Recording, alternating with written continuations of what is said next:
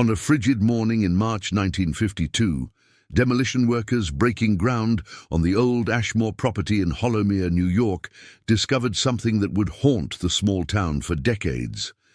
Buried 3 feet beneath the rotted floorboards of what had once been the cellar, sealed inside a rusted iron lockbox, lay 47 letters written in elegant Victorian script. Each letter began with the same greeting, "My eternal Ambrose." Each was signed, "Your devoted wife, Temperance," and each described in meticulous and increasingly disturbing detail how Temperance Ashmore had spent her evenings with her husband's preserved corpse in a hidden chamber beneath their home, speaking to him, dining with him, sleeping beside him for over 3 years after his death. The discovery sent shockwaves through the community. But what disturbed investigators most was not just what the letters described. It was the methodical precision with which Temperance documented her preservation techniques, the cold rationality of her writing, and the references to a mysterious figure she called the Doctor from Hartford, who had allegedly taught her the art of keeping the dead as lifelike as possible. Welcome to this journey into one of the most disturbing cases of obsessive grief ever documented in American history. Before we begin, I want to hear from you. Tell me in the comments where you are watching from and what time it is in your part of the world. This story deserves to be heard, and I want to know who is listening. The year was 1868. The American Civil War had ended just 3 years prior, leaving thousands of widows across the nation, grieving husbands who would never return.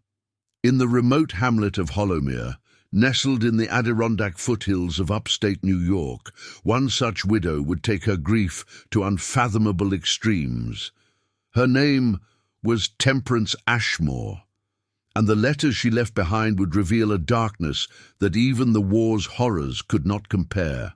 On November 14, 1868, Ambrose Ashmore, a 32-year-old former Union Army corporal, died suddenly in his home. The official cause of death, according to the town physician, was heart failure.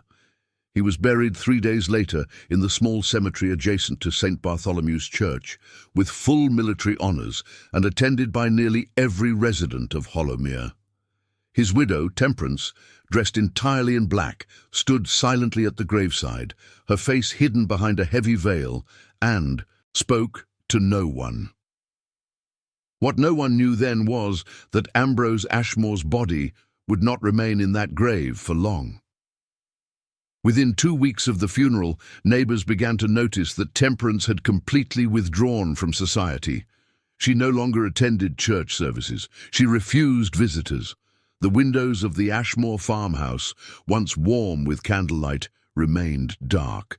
When concerned community members attempted to check on her welfare, they were met with locked doors and silence. Then, in early December, something even stranger occurred. A delivery wagon arrived at the Ashmore property in the dead of night, carrying several large wooden crates. The driver, a man no one in Hollowmere recognized, unloaded the cargo and departed within the hour. When questioned later, he claimed he had been paid handsomely by a gentleman from Hartford to deliver medical supplies to the widow Ashmore. No questions asked. Medical supplies in the middle of the night. To a grieving widow who had cut herself off from the world. The town's curiosity turned to concern, but Temperance Ashmore had committed no crime. She paid her debts, her property remained maintained. And so, despite the whispers, despite the unease, the people of Hollowmere simply let her be. They had no idea what was happening inside that house. To understand the horror of what Temperance Ashmore would do, one must first understand the world she inhabited. The late 1860s in rural New York were defined by isolation, rigid social codes, and an obsession with death that permeated every aspect of daily life. The Civil War had introduced Americans to death on an industrial scale.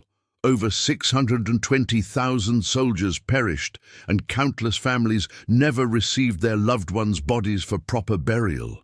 In response, the funeral industry exploded. Embalming, once a rare practice reserved for the wealthy, became commonplace as a means of preserving bodies for transport home. Mourning culture reached its zenith during this era, with widows expected to observe strict periods of grief lasting up to 2.5 years, during which they wore only black, avoided social gatherings, and dedicated themselves entirely to memorializing the dead. Post-mortem photography became a widespread practice. Families would pose with their deceased loved ones, often propping up bodies in chairs or beds to create the illusion of peaceful sleep. Death masks, locks of hair woven into jewelry, and elaborate mourning rituals were not considered macabre, but rather expressions of profound love and respect. Hollowmere, New York, was a town of fewer than 300 souls in 1868. Founded in the 1790s by Dutch settlers, it remained isolated from the rapidly industrializing cities to the south. The primary industries were timber and dairy farming. The nearest large town, Glens Falls, lay over 30 miles away along treacherous mountain roads that became impassable during winter months. This isolation fostered tight-knit community bonds, but it also meant that privacy, once claimed, was nearly absolute. The Ashmore family had lived in Hollowmere for 2 generations. Ambrose's father, Cornelius Ashmore, had purchased a 100-acre plot in 1841 and established a modest but profitable dairy farm. When Cornelius died in 1865, Ambrose inherited the property.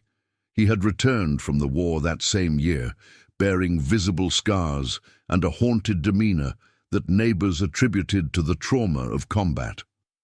In April 1866, Ambrose married Temperance Caldwell, the 26-year-old daughter of a deceased schoolteacher.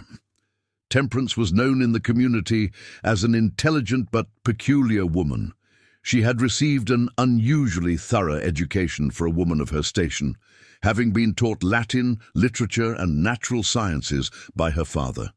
After his death in 1864, she lived alone in a small cottage, supporting herself through needlework and occasional tutoring. Her marriage to Ambrose surprised many, as she had shown little interest in courtship and was considered past the typical age for marriage. By all accounts, the marriage was quiet and unremarkable. The couple kept largely to themselves, attending church sporadically and engaging minimally with neighbors. Ambrose managed the farm with competent but joyless efficiency. Temperance maintained their home and tended a large garden. They had no children, and those who knew them described the union as more companionate than passionate. Then, in November 1868, Ambrose collapsed while working in the barn. A neighbor, Henry Thorne, found him 2 hours later, already cold. The town physician, Dr. Edmund Frost, examined the body and declared the cause of death to be heart failure, likely a consequence of wartime stress and physical deterioration. He noted nothing suspicious. The funeral was held on November 17th.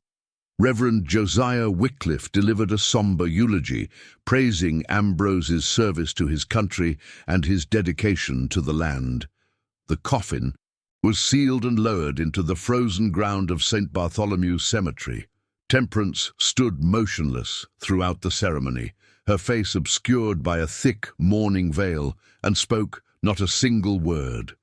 In the weeks that followed, the community made several attempts to reach out to the widow. Margaret Fairchild, a neighbor who had known Temperance since childhood, visited the Ashmore farmhouse on 3 separate occasions in late November.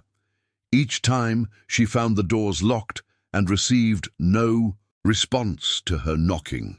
On her final visit, she left a basket of preserves on the porch. When she returned 2 days later, the basket was gone, but the door remained closed. By December, it became clear that Temperance had no intention of returning to normal society. The lights in her home were rarely seen burning after dark, Smoke rose from the chimney irregularly. Delivery orders placed at the general store were minimal.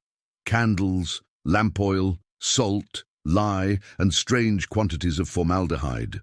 The proprietor of the general store, Mr. Albert Griswold, noted the unusual purchases in his ledger, but said nothing. After all, formaldehyde was used for many purposes: cleaning, preservation of specimens, even medicinal applications. But the quantities Temperance ordered, month after month, were far beyond what any household would require. And then there was the matter of the late-night delivery in early December. The driver who brought the crates to the Ashmore property was later identified as a freight hauler named Thomas Breck, who operated out of Hartford, Connecticut. When questioned years later by researchers, Breck recalled that the crates contained glass jars, rubber tubing, metal instruments, and several large containers labeled embalming fluid. He had been paid $50, an extraordinary sum at the time, to deliver the cargo and ask no questions. $50 to transport embalming supplies to a widow living alone. The townspeople gossiped, of course. Some speculated that Temperance had gone mad with grief. Others whispered that she was conducting experiments, perhaps attempting to continue her father's scientific work. A few suggested darker possibilities, but these were dismissed as the cruel imaginings of bored minds. No one suspected the truth, because the truth was far worse than anything they could have imagined. The first concrete sign that something was terribly wrong came in the spring of 1869, nearly 5 months after Ambrose's burial. On April 3rd, the sexton of St. Bartholomew's Church, a man named Josiah Mercer, arrived at the cemetery to prepare a grave for an elderly parishioner. As he walked past the Ashmore plot, he noticed something deeply unsettling. The soil above Ambrose's grave appeared disturbed. The earth, which had settled and hardened over the winter months, showed signs of recent excavation. Fresh dirt had been packed over the site, and several of the flowers that had been planted at the headstone were missing.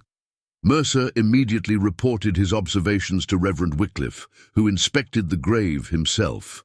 The Reverend noted the disturbance but attributed it to wild animals, or perhaps erosion from spring rains. However, at Mercer's insistence, Wycliffe agreed to investigate further. On April 5th, with the permission of the church board, Mercer and 2 other men carefully excavated the Ashmore grave.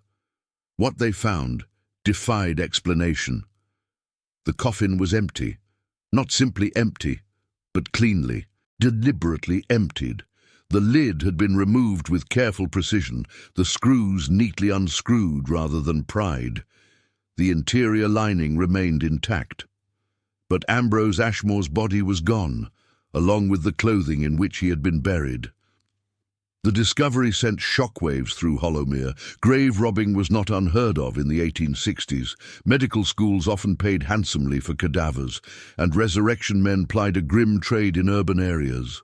But Hollowmere was a remote hamlet with no medical schools within 100 miles, and the careful manner of the grave's opening suggested something far more personal than the work of professional body snatchers. Reverend Wycliffe immediately contacted the county sheriff, a man named Silas Drummond. Drummond arrived in Hollowmere on April 7th and began his investigation by questioning Temperance Ashmore. He found her uncooperative in the extreme. According to Drummond's official report, filed with the county courthouse in Glens Falls, Temperance refused to open her door when he knocked. He shouted through the door, informing her of the grave's desecration and demanding to speak with her.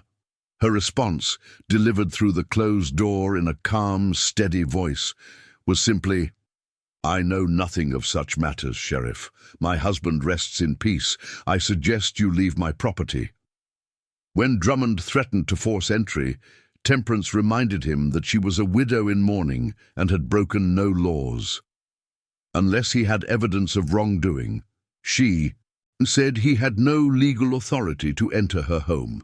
Drummond, frustrated but bound by the limitations of his authority, withdrew. He did, however, observe the property from a distance. Over the next 3 days, he stationed himself at various vantage points around the Ashmore farm. His notes describe seeing candlelight in the windows at irregular hours, smoke from the chimney both day and night, and at one point, what he described as the unmistakable smell of chemical preservation drifting from the property. But without a warrant, without evidence, and without legal cause, Drummond could do nothing. On April 10th, he returned to Glens Falls, filing a report that concluded, "The disappearance of Ambrose Ashmore's remains is highly suspicious, but no evidence directly implicates any party. Investigation ongoing." The investigation was not, in fact, ongoing. It was quietly dropped within a month. Meanwhile, life in Hollowmere returned to an uneasy normalcy. The empty grave was filled and resealed. A new headstone was erected. Reverend Wycliffe conducted a memorial service, though Temperance did not attend. And gradually, the scandal faded from daily conversation, relegated to the realm of local legend and whispered speculation. But there were those who continued to watch the Ashmore property with growing dread. Margaret Fairchild, Temperance's former friend, began keeping a diary in May 1869. Her entries, later discovered among her effects, reveal a woman deeply disturbed by what she had witnessed. On May 12th, she wrote, "I saw Temperance in the garden today for the first time in months. She looked gaunt, pale as death itself, but her eyes burned with a strange fervor. She was digging, always digging. What is she burying or unearthing?" On June 23rd, "Late last night I woke to the sound of digging. It came from the direction of the Ashmore farm. I wanted to investigate, but my husband forbade it. He says we must not interfere, but I fear for Temperance's soul. What has grief made her become?" And on September 4th, "I can bear it no longer. I walked to the Ashmore property this evening, determined to speak with her. As I approached, I heard her voice through an open window. She was talking as if in conversation, her tone gentle and affectionate, but there was no second voice, no response. Only Temperance speaking into the void, or to something that cannot answer. God help her. God help us all. Tell us in the comments what you think is happening so far. What do you believe Temperance has done? What do you think Sheriff Drummond smelled? Margaret never attempted to visit Temperance again. Over the next 2 years, sightings of Temperance became increasingly rare. The general store continued to fill her orders, delivered by a boy who left supplies on the porch and collected payment from a box Temperance left outside. Her orders remained consistent: candles, lamp oil, salt, lye, and disturbingly large quantities of formaldehyde. In the winter of 1870, a traveling peddler named Samuel Whitaker passed through Hollowmere. He later told authorities that he had stopped at the Ashmore farm seeking shelter from a blizzard. When no one answered his knock, he attempted to peer through a window. What he saw, he claimed, made his blood run cold. Through the frosted glass, he glimpsed a figure seated at a table illuminated by candlelight. The figure appeared to be having dinner, with place settings for 2. Across from the figure sat a second person, motionless, dressed in formal attire. Whitaker swore that the second figure's skin had a waxy, unnatural pallor, and its eyes were closed as if in sleep or death. He fled immediately and reported what he had seen to Reverend Wycliffe the following morning. Wycliffe, weary of the endless speculation surrounding Temperance, dismissed the account as the hallucinations of a man suffering from cold and exhaustion. But Whitaker's story spread, and with it, the rumors grew darker. By 1871, most residents of Hollowmere avoided the Ashmore property entirely. It had become a place of dread, whispered about but never directly confronted. And then, in the autumn of that year, something happened that would deepen the mystery even further. Temperance Ashmore vanished. On October 12, 1871, the delivery boy from the general store arrived to find the front door of the Ashmore house standing open. Inside, the home appeared abandoned. Furniture remained in place, but layers of dust covered every surface. The hearth was cold.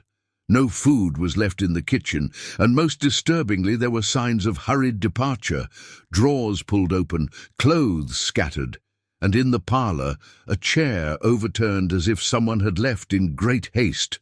But there was no sign of Temperance herself, nor was there any sign of Ambrose Ashmore's body, if it had ever been there. Sheriff Drummond was called once more. His search of the property was thorough but revealed little.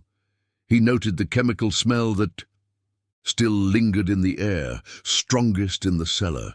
He found evidence of recent habitation, unwashed dishes, half-burned candles, and in the bedroom, a wardrobe filled with black mourning dresses. But of Temperance, or any indication of where she had gone, there was nothing. She was never seen again. For 81 years, the Ashmore farmhouse stood empty, a decaying monument to a mystery that refused to die. The property was eventually seized for unpaid taxes and changed hands several times. Though no owner remained long, some claimed the house was cursed, others simply found the atmosphere oppressive, the weight of its history too heavy to bear. By 1952, the structure had deteriorated beyond repair. The new owner of the land, a real estate developer named Charles Brennan, decided to demolish the house and subdivide the property for residential lots. On March 14th, a demolition crew began tearing down the building. It was during the excavation of the cellar that they found the lockbox. The foreman, a man named Patrick O'Connor, later described the discovery. "We were clearing out the foundation when one of my men's shovels hit something metal. We dug it up, thinking maybe it was an old water pipe or something. But it was a box, maybe 2 feet long, rusted to hell but still sealed tight. We figured it might have valuables, so we brought it up and pried it open. Inside were the letters. 47 letters, written in careful Victorian script on yellowed paper, each addressed to my eternal Ambrose and signed your devoted wife Temperance. O'Connor contacted the local police, who in turn contacted historians at the County Historical Society. The letters were carefully removed, catalogued, and analysed. What they revealed was a descent into madness so profound, so methodical, and so disturbing that several historians refused to continue working on the project. The earliest letter was dated November 21, 1868, exactly 1 week after Ambrose's funeral. It began, "My dearest Ambrose, they have taken you from me and buried you in the cold earth, but I cannot let you go. I will not let them keep you. Tonight, I will bring you home where you belong." The next letter, dated November 24th, was longer and more detailed. Temperance described how she had exhumed Ambrose's body under cover of darkness, using tools she had hidden near the cemetery days earlier. She wrote of carrying him back to their home, of washing him, of dressing him in his finest suit, and she described, in meticulous detail, the preservation techniques she had learned from someone she referred to only as Dr. G. "Dr. G has taught me the methods of the Egyptians," she wrote. "The removal of internal organs, the application of salts and resins, the careful injection of preserving fluids into the arterial system. Ambrose will not decay. He will not leave me. He will remain as he was, as he should be, forever mine." The letters that followed chronicled Temperance's daily life, with her husband's preserved corpse. She described moving him from room to room, propping him in chairs, arranging him at the dinner table. She wrote of conversations they had, though of course Ambrose never responded. She described reading to him, playing music for him, and sleeping beside him each night. "I know what they would say if they knew," she wrote on January 15, 1869. "They would call me mad. They would take you from me again. But they do not understand. Love does not end with death. Love transcends the grave. You are here with me, and I am here with you, and that is all that matters. But as the months passed, the letters began to reveal a darker evolution. By March 1869, Temperance's letters had taken on a more technical tone. She wrote extensively about her preservation methods, documenting each step with the precision of a scientist conducting an experiment. The skin must be treated every 3 days with a solution of formaldehyde and glycerin to maintain pliability, she noted in a letter dated March 8th. The joints require careful injection to prevent stiffening. Dr. G has sent me rubber tubing and syringes for this purpose. The eyes are the most difficult. They must be removed and replaced with glass replicas to prevent collapse and maintain a lifelike appearance. I have ordered the necessary supplies from a taxidermist in Boston. The letters revealed that Dr. G was, in fact, Dr. Silas Grimstead, a physician from Hartford, Connecticut, who had developed an obsessive interest in embalming techniques following the Civil War. Temperance had contacted him by post in the weeks immediately following Ambrose's death, claiming she was a medical student researching preservation methods. Grimstead, apparently unaware of her true intentions, had provided detailed instructions and shipped her the necessary supplies. But Grimstead was not Temperance's only source of knowledge. She also referenced books she had acquired.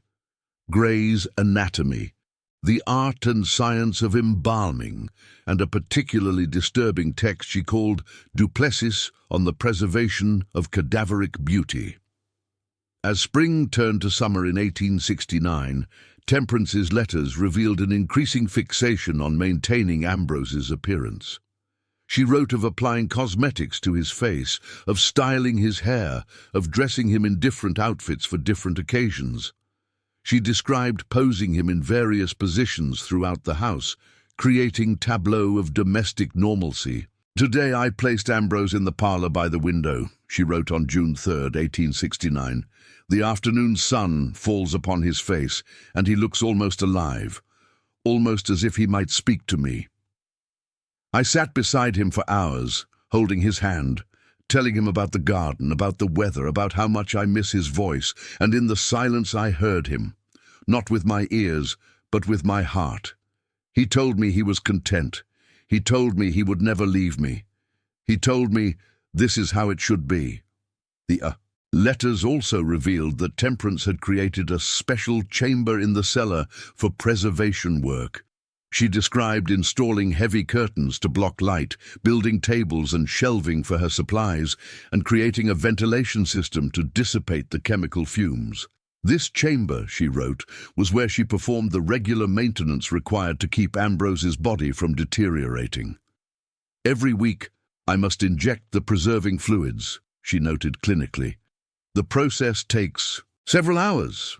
I have become quite skilled at locating the major arteries and veins. There is an art to this, a sacred duty. I am not simply preserving a body. I am preserving our love, our bond, our marriage. Death is merely a state of being, not an ending.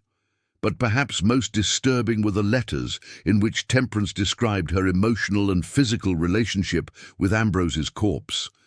The letters from late 1869 and throughout 1870 revealed that Temperance had developed elaborate rituals surrounding her daily life with Ambrose's preserved body. Each morning, she wrote, she would greet him as she had when he was alive, kissing his forehead and wishing him a good day. She would dress him in clean clothes, carefully combing his hair and adjusting his posture. Throughout the day, she would move him from room to room, ensuring he was present for all household activities. Ambrose sits with me while I sew, she wrote on August 12, 1870. I have positioned his chair so that he faces me, and I can look up and see his dear face whenever I wish. I tell him about my needlework, about the patterns I am creating, and though he does not respond with words, I feel his approval. His presence comforts me more than any living person ever could.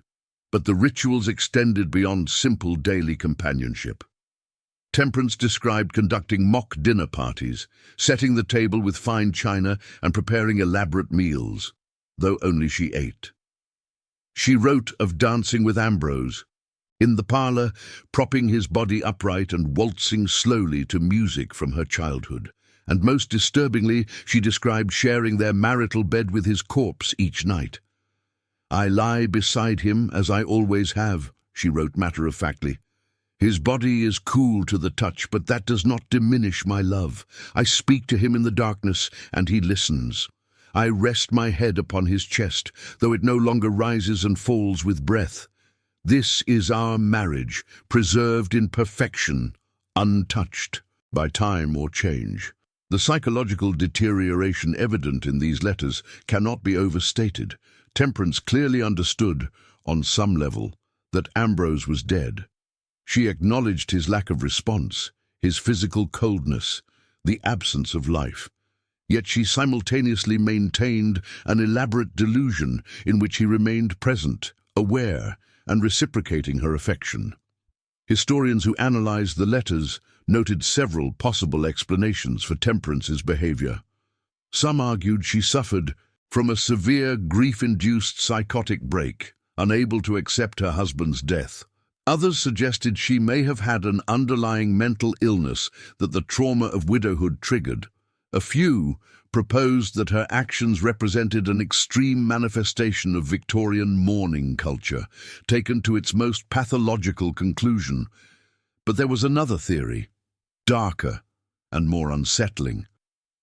Some researchers believed that Temperance's behavior might have been an expression of necrophilia, a paraphilia, characterized by sexual attraction to corpses. Several of her letters contained passages that, while not explicitly sexual, carried undertones of physical intimacy that extended beyond normal grief. In a letter dated February 14, 1871, she wrote, "On this day of love, I have prepared a special evening for my husband and myself. I have adorned him in his finest suit, styled his hair as he wore it on our wedding day, and this night I will hold him as a wife holds her husband. The world may judge, but they cannot understand. Love is not bound by the limitations of flesh. Love transcends all." The last 10 letters in the collection, written between June and October 1871, revealed a woman who had become completely unmoored from reality. Temperance wrote of Ambrose speaking to her, though she acknowledged hearing his voice only in her mind. She described him making requests to be moved to different rooms, to wear specific clothing, to be read specific passages from the Bible. She wrote of his moods, interpreting the stillness of his preserved face as expressions of contentment, contemplation, or occasional displeasure. "Ambrose seems troubled today," she wrote on July 3, 1871. "Though his face remains serene, I sense his unease. Perhaps the summer heat affects him. I have moved him to the cellar where it is cooler, and I sit with him there holding his hand, assuring him that all is well." But there were also signs that Temperance's carefully constructed delusion was beginning to crack. Despite her preservation efforts, Ambrose's body was deteriorating. The letters made oblique references to necessary repairs, to unfortunate changes that must be addressed, and to increasingly desperate attempts to maintain his appearance. "The hands require constant attention now," she wrote on August 20, 1871.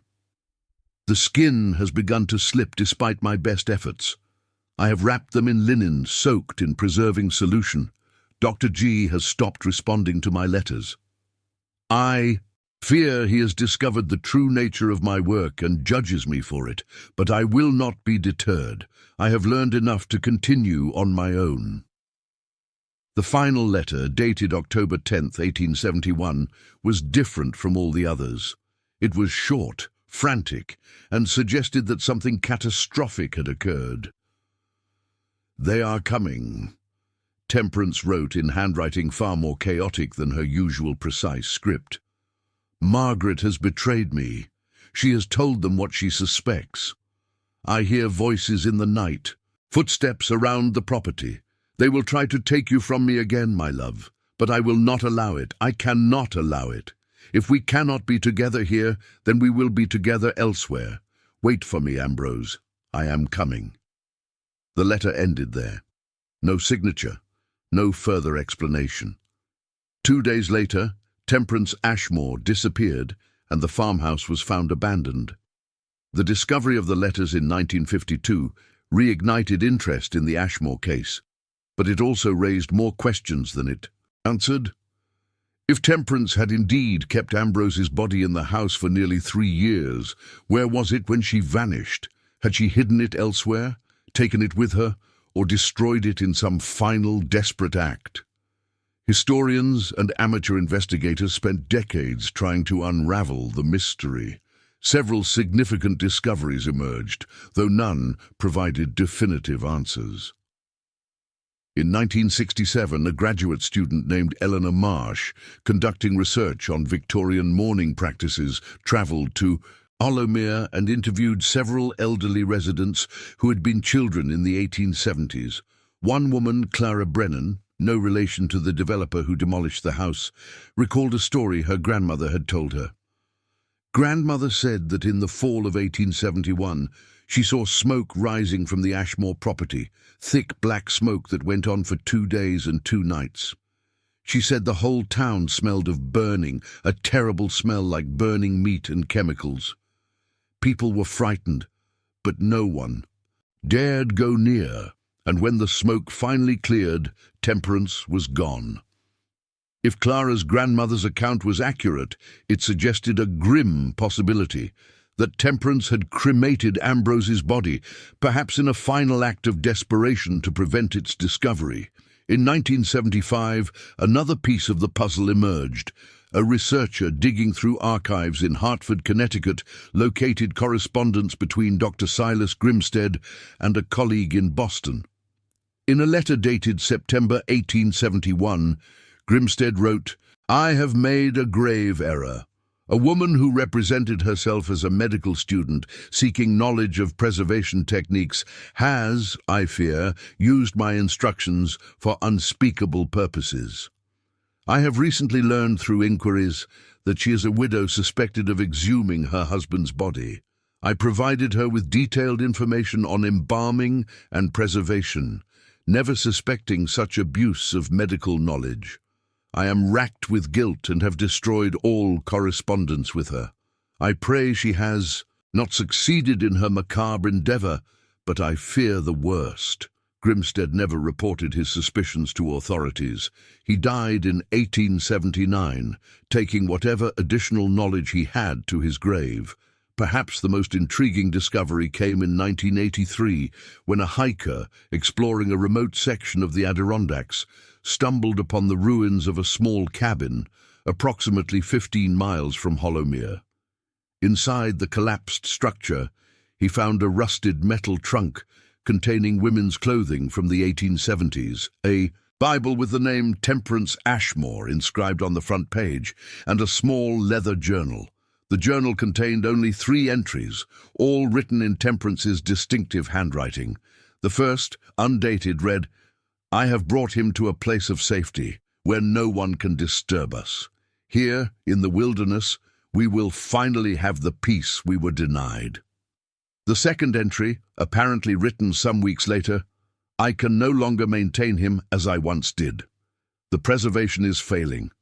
But it does not matter. His spirit is here with me, stronger than ever. I see him in the trees, hear him in the wind. We are together in ways we never were before." The final entry was a single sentence.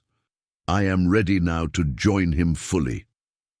Searchers combed the area around the cabin, but found no human remains, no grave, no evidence of what had become of either Temperance or Ambrose.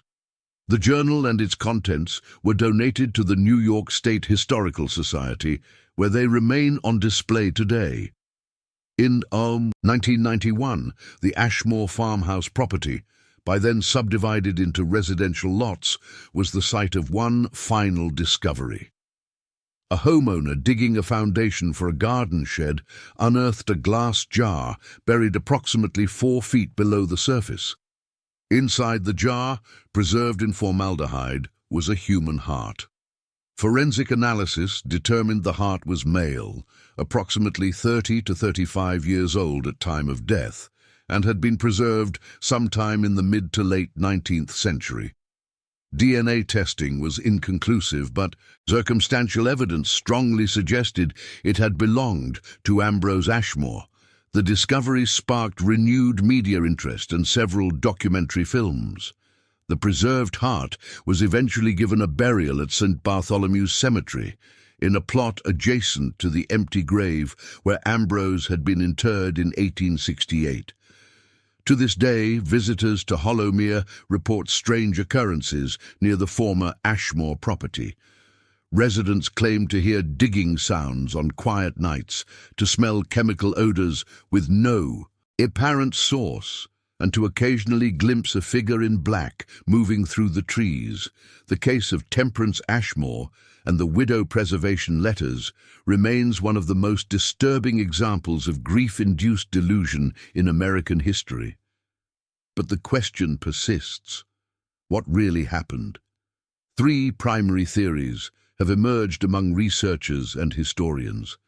The first theory posits that Temperance was a deeply mentally ill woman whose husband's death triggered a complete psychotic break.